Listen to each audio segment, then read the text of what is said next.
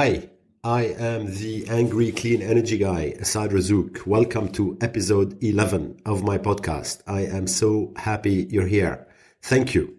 This week, I am going to rant about corporations. That's it. So fasten your seatbelts.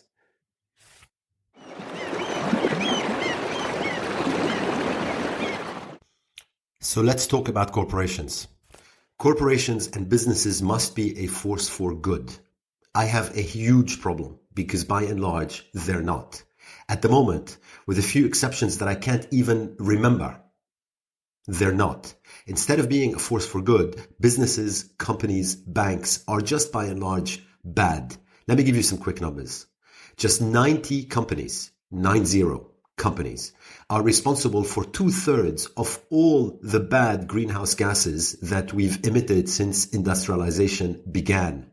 Just 90 companies. All of them are oil, gas, coal, or cement companies. So this means that just 90 companies are on their own frying the planet. 500 companies control a humongously huge 70% of world trade. 500 companies control 70% of world trade. And frankly, they're not covering themselves with glory controlling that trade. And finally, the largest 3,000 companies by market capitalization cause $2 trillion of environmental damage per year.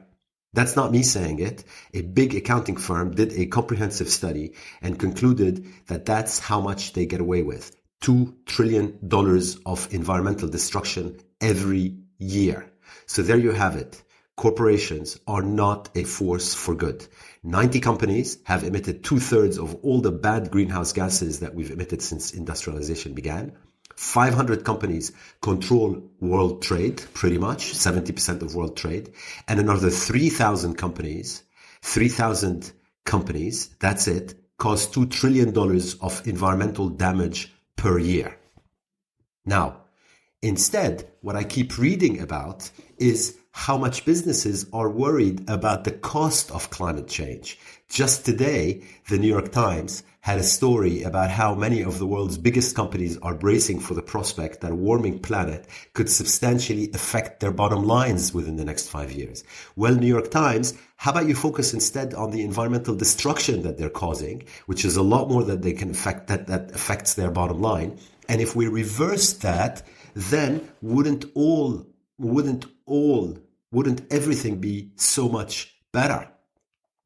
So the New York Times calculates, or rather refers to, an international nonprofit called the CDP that calculates that hundreds of companies potentially face $1 trillion in costs related to climate change in the decades ahead. Fine. How about we focus instead on what these companies are doing now and how, if they stopped their environmental destruction, we would all be healthier and wealthier, and we would create tens of thousands, millions of jobs because they are finally acting properly. So let me come back to corporations in a moment because I want to take a detour and talk about HIV first. And specifically the global fight waged in the 80s and in the 90s against AIDS. In that fight, generations of campaigners basically coordinated a global action against powerful companies that were denying the problem and vested interests that were shamelessly financing armies of lobbyists and lawyers worldwide. And by the way, if that rings a bell, in terms of comparing the fight against HIV denial and the fight against climate change today, it should. There was a movie that powerfully portrayed what these campaigners were fighting against. And if you remember it, it was called The Dallas Buyers Club with Matthew McConaughey. Now, these campaigners against HIV denial were basically battling corporations, first and foremost. And the corporations they were battling were Big Pharma, because Big Pharma was then producing medication for the ultra rich. The medication was a luxury, and the campaign transformed it into a human right for all. It transformed the right to medication into a human right for all, funded by a global fund, and the medication was manufactured as generic medicines. That's how the fight was won. Now, AIDS was first diagnosed as an illness in 1981. It was, at the time, widely misunderstood and misrepresented hugely by powerful voices in politics, in society. A little bit like climate today, anyway. Now, these powerful voices sought to minimize the threat it posed, and they tried to marginalize and ostracize the sufferers. But the suffering was enormous. So a social movement started developing from 1986, demanding universal access to treatment for those living with the disease.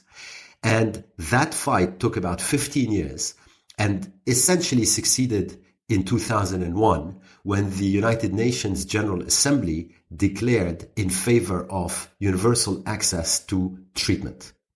By 2008, more than 4 million people in poor countries were benefiting from a previously unaffordable treatment that they were denied.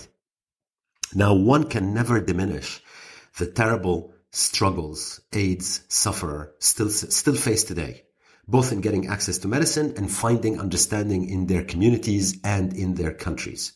But we have to also respect the astonishing success that the HIV movement has achieved, and the bungling, stumbling, inefficient climate movement should learn from its example. Let me try and explain. So, research established that the HIV movement succeeded because of 5 factors. Number 1, it defined its market. It defined the market it was fighting for. And it did that by focusing just on Big Pharma. It did not focus on politicians or newspapers or any other actor. It focused just on Big Pharma. And it focused on its weak points and attacked it for favoring profit over people. By contrast, today, the climate movement's opponents have successfully made it seem that because emissions come from power and transportation and agriculture and housing and multiple energy sources like coal, oil, gas, land use, transforming the market requires transforming how we live, travel, build, trade, and therefore it's impossible. And that was done on purpose, but I'm going to come back to that in a moment. So the HIV movement succeeded because of 5 factors. The first one was they defined clearly the market that they were fighting, and that was Big Pharma. Second, they developed a compelling message and frame. They argued that the drugs necessary to fight HIV were essential for life. Third, they were coherent. So the AIDS movement focused on clear goals based around universal access to treatment without regard to whether you were rich or poor. Number 4, they managed to convince that the cost to effect change was low because all you had to do was manufacture cheap generics, right? Cheap generic drugs. And finally, they succeeded in creating or pushing the world to create stabilizing institutions that gave it permanence. And the main institution that the fight against AIDS gave us was the Global Fund to Fight AIDS, Tuberculosis, and Malaria, which was capitalized via a voluntary contribution from airline tickets adopted by many countries. And this fund to date has disbursed more than $20 billion and saved more than 9 million lives. So that's how the HIV movement did it. Now, the climate movement, on the other hand, and don't worry, I am coming back to corporations in just a moment, today is bumbling and stumbling because it's got too many targets, it's incoherent, it's trying to fight too many battles at the same time, and fundamentally it's failing miserably because emissions are still rising and the threat continues to increase in an incredibly worrying way. So let's talk about these 5 factors that were very clear in terms of the HIV movement and how a social movement can succeed. Let's talk about them in the context of the climate movement. So first, to push forward effective climate action, we need to define the target narrowly. Now, we all know that emissions come from many activities such as the power sector, the transportation sector, agriculture, housing, airlines, ships, and many others. And we all know that emissions come from many energy sources like coal, oil, gas, land use, agriculture, etc. And these multiple strands contribute to the size of the climate movement, which today is huge, and its propensity to shoot in multiple directions to try and cover oil, gas, coal, construction, transportation, manufacturing, food, travel, waste, e-waste, and many other industries. We're not going to get anywhere in this way because in reality, back to corporations, the market can be very narrowly defined. We have to focus on the 90 companies responsible for 2/3 of the harmful emissions generated since the industrial age began. That's it. Just these 90 companies. The 90 companies control 5 times as much oil, coal, and gas than it's safe to burn today. And 80% of their reserves must be locked away underground to avoid a catastrophe.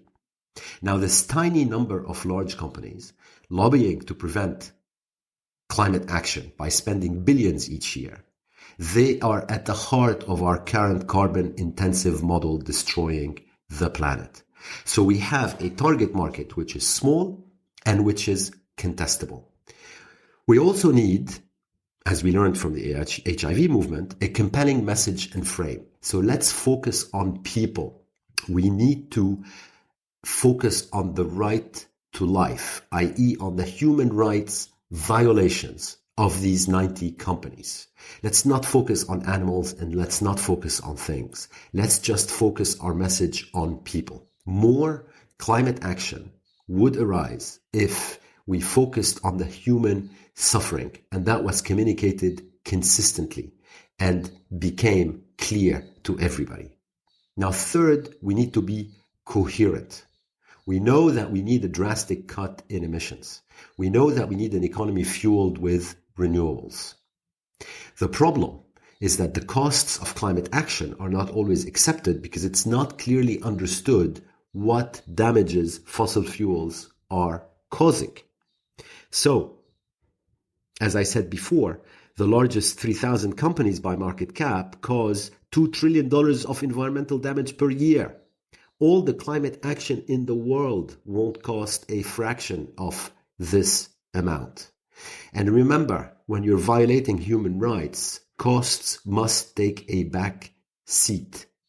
So, for example, doing away with slavery was extremely costly to slave owners. But who cares? These costs were not relevant to the fact that slavery had to be wiped out. So, to be coherent, we have to focus on the largest culprits, just these 90 companies. And we have to have a narrow objective in terms of these 90 companies. And the narrow objective is to shrink their market capitalization by making their money expensive, much more expensive than it is today. Today, basically, their money is free. They have access to hundreds of billions of dollars of capital, whether equity or debt, essentially free. That needs to change. Now, how are we going to change that?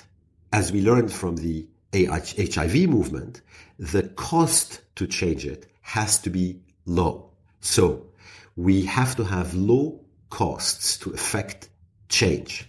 And frankly, in the context of the climate fight, that's not very difficult. And the reason it's not very difficult is because when you look at what we've just said, so number one, we need a defined target. So that's the 90 companies. Number two, we need a compelling message. So that's a violation of human rights message. Number three, we need to be coherent. So we need to reduce their market capitalization and increase the cost of their money. And number four, we need to do that at low costs. And the best way to do that is to move the capital markets so that they increase the cost of money of these 90 companies. And how do we do that in the capital markets? How do we effect this change at low cost? Well, it's not that complicated. The capital markets are like 150 trillion or 200 trillion monster, which is basically pretty much all the money in the world that's moving and funding companies. Now, if you look at the capital markets in detail, what you see is that ultimately this is money from the public and from governments, which is going into pension funds and the likes, which are sitting at the top of the capital markets, which then distribute them to asset managers and others. So there aren't that many of these pension funds, right? And in pension funds sit pension trustees who are human beings that owe us a duty to invest prudently. But of course, they're not doing that today because although we know that 80% of known oil, gas, and coal cannot be extracted without extremely serious consequences across our economies, pension funds and stock markets and bond markets continue to assign value to the 90 companies based on these reserves. So the trustees of the pension funds, which sit at the top of the capital markets and pretty much control everything if they wanted to, need to accept that climate-related risks have to make it into investment analysis. And if they did, then large amounts of money would migrate from the bad guys to the clean energy economy. And the value of the 90 companies would collapse. And if it collapses, then that means that their money has become very expensive. And as a result, they will not be able to burden us with their reserves that they want to extract and burn irrespective of the cost to the planet. So we have to focus on pension fund trustees investing prudently to effect change. And we can do that through the legal system. We can do that via a barrage of lawsuits, multiple targeted lawsuits unleashed against pension fund trustees in as many countries as possible, wherever basically legal analysis shows that litigation has a chance, even if it's tiny, to succeed. Now, if those lawsuits were unleashed, then you would wake up the pension fund industry. It would then change the mandate it's giving asset managers, and the money would flow in the right direction. And the fifth and final lesson from the HIV fight was that you need stabilizing institutions. And conveniently, in the case of the climate fight, you can achieve fundamental change without having to rely on politicians, on regulators, on new legislation. So we should focus on creating stabilizing institutions, and they are already all around us. Today, there's a huge United Nations climate finance infrastructure, and that needs to be revamped. I've already argued elsewhere that the UN doesn't need to set up multiple funds that all basically try to do the same thing. They need to streamline what they're doing. And we need novel means for money to fund them. So voluntary contributions by airline passengers, by ships, etc. A bit like what the Global Fund to Fight AIDS, Tuberculosis, and Malaria achieved. Or even a tiny levy on share, bond, and derivative transactions that are carried out by banks and hedge funds. I mean, we're talking 0.01 cent on every transaction. That would raise hundreds of billions potentially per year. And then we would have institutions with the financial muscle to help the vulnerable while the capital markets shift their cash to fuel clean lifestyles and economies and stop funding oil and gas companies, the 90 companies responsible for 2/3 of emissions since we began to industrialize. So to recap, we have a narrow target, just 90 companies. We have a compelling message and frame, which we have to anchor around human rights. We have coherence because all we need to do is shrink the market capitalization of these 90 companies by increasing the cost of their money. We have low costs to effect change through pension fund trustees, and we can strengthen the stabilizing institutions. Dear United Nations, clean up your act. We don't need multitudes of supranational bodies, international conventions, accords, protocols, clubs, investment funds, and another green climate fund on top. I mean, the Green Climate Fund, for God's sake, is giving money to a AAA rated European investment bank. That is completely crazy, instead of focusing its money on the vulnerable. So there you go. The solution is not that complicated, and the solution goes through corporations.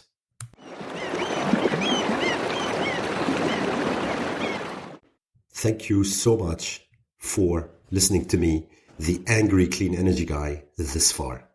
My hero of the week is Michael Mann, the American climatologist and geophysicist who is currently director of the Earth System Science Center at Pennsylvania State University. Michael published a very important op-ed together with a colleague of his in the past few days, arguing, correctly I might add, that you cannot save the climate by going vegan. Corporate polluters must be held accountable. In other words, enjoy your Impossible Burger, but there is no way you're going to avert the climate crisis without keeping most of our coal, oil, and gas in the ground. My villain of the week is an Indonesian company called Asia Pulp and Paper.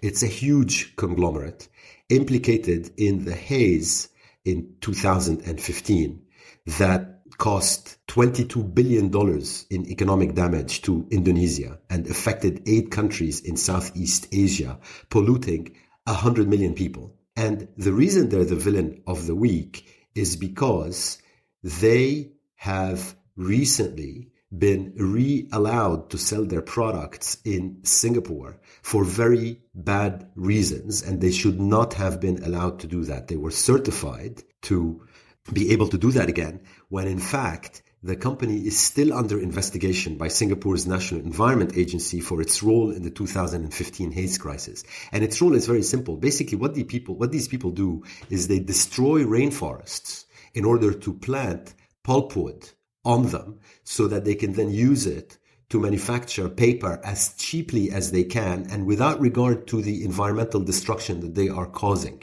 Asia Pulp and Paper, shame on you. Get your act together.